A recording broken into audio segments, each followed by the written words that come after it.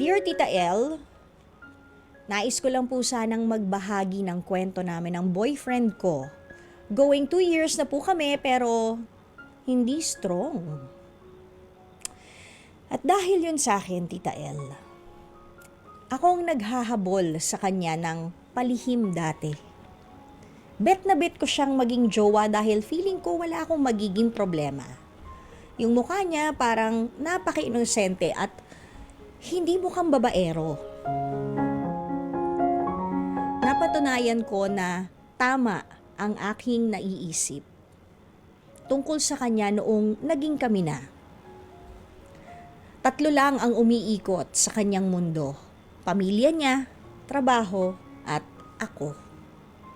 Hindi siya tulad ng iba na kapag niyaya ng barkada lumalabas, o kaya gagawa ng paraan, o maglalambing para payagan ko. Pag sinabi ko na hindi siya aalis, hindi talaga, Tita L. Tapos ang usapan.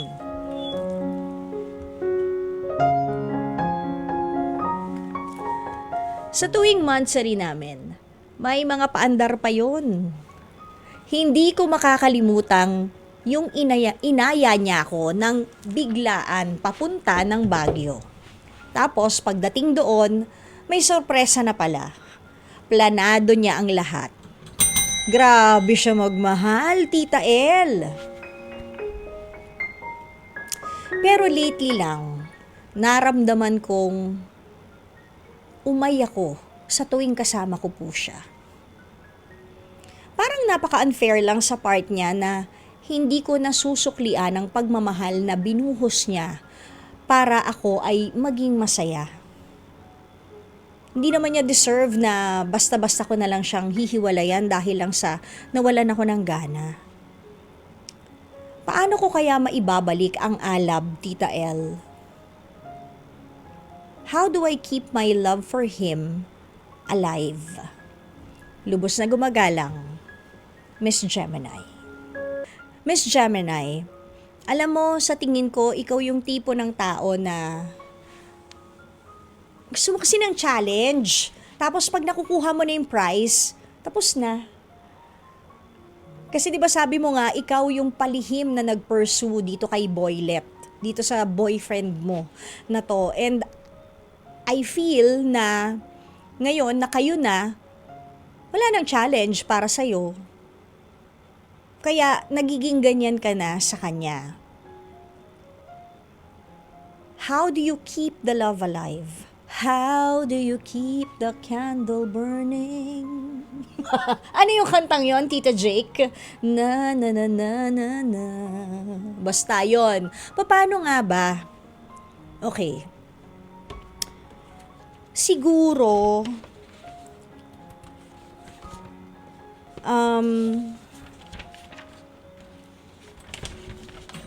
Miss Gemini, mas maganda na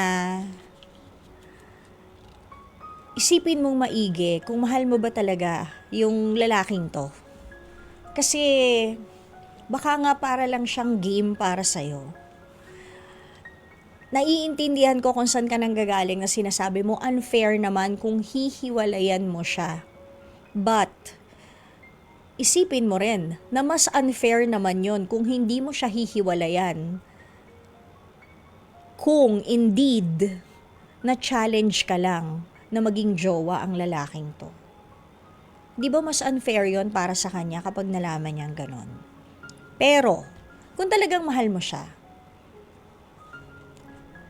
humanap tayo ng paraan kung paano ka ma-in love ulit sa kanya.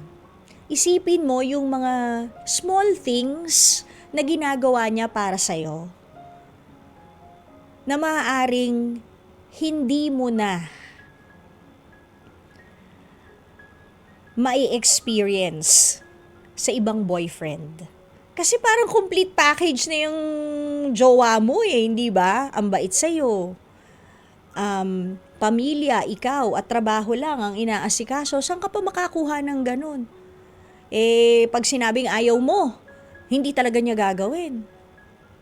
'Di ba? Baka mamaya, alam mo 'yon, Ang dami kayang girls na naiinggit sa'yo na sana ganyan yung mga jowa nila. 'Di ba?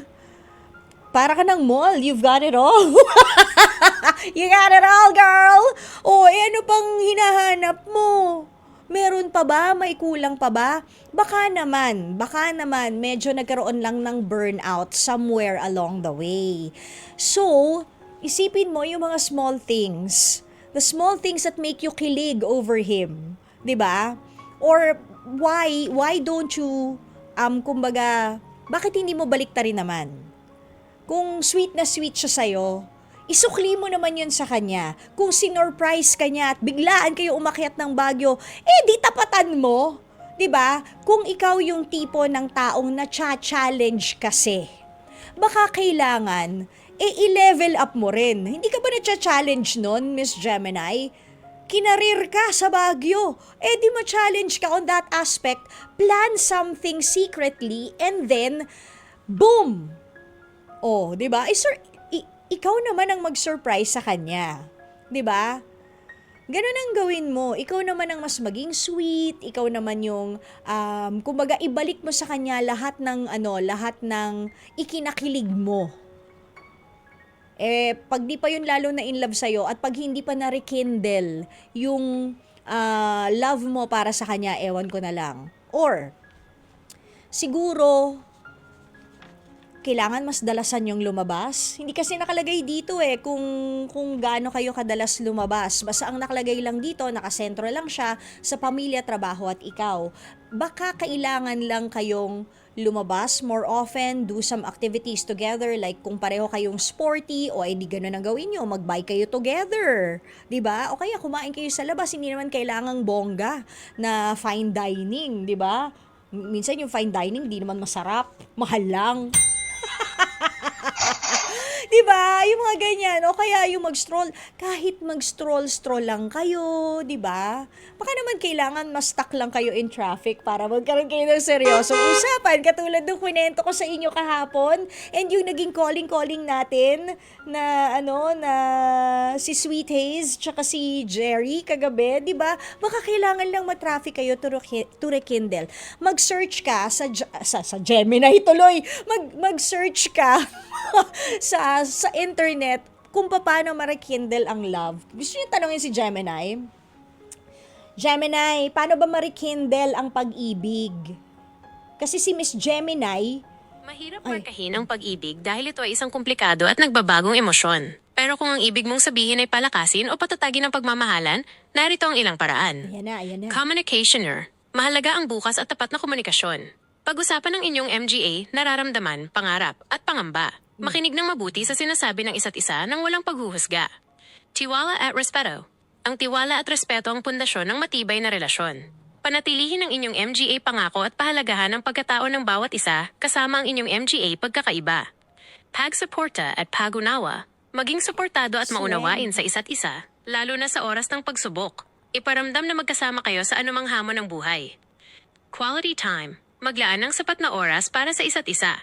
Hindi lang ito tungkol sa dami ng oras kundi sa kalidad nito. Gumawa ng MGA bagay na pareho ninyong kinagigiliwan at lumikha ng MGA bagong alaala. Yon, hindi ba? In fairness to you, Miss Gemini, binigyan ka ng payo ni Gemini.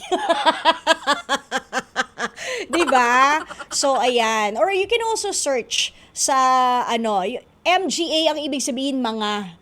Hindi niya magets yung mga kaya inaano niya MGA ang sabi niya. So anyways, Miss Gemini, pinayuhan ka ng Gemini ko. So yun nga, maraming paraan o baka kailangan lang magkaroon kayo ng moment na kayong dalawa lang, 'di ba? A change of setting, a change of place para ma-rekindle yung pag-ibig mo para sa kanya. Siguro nangyayari naman yon paminsan-minsan, pero if you really love a person, gagawin mo, 'di ba? Gagawa ka ng paraan para ma-rekindle o muling uminit, 'di ba? Ang pag-ibig mo sa kanya. You can always try something new, hindi ba? Baka meron pa kayong mga bagay na hindi nagagawa, mag-experiment kayo. Hindi ba? Ganyan, para masaya.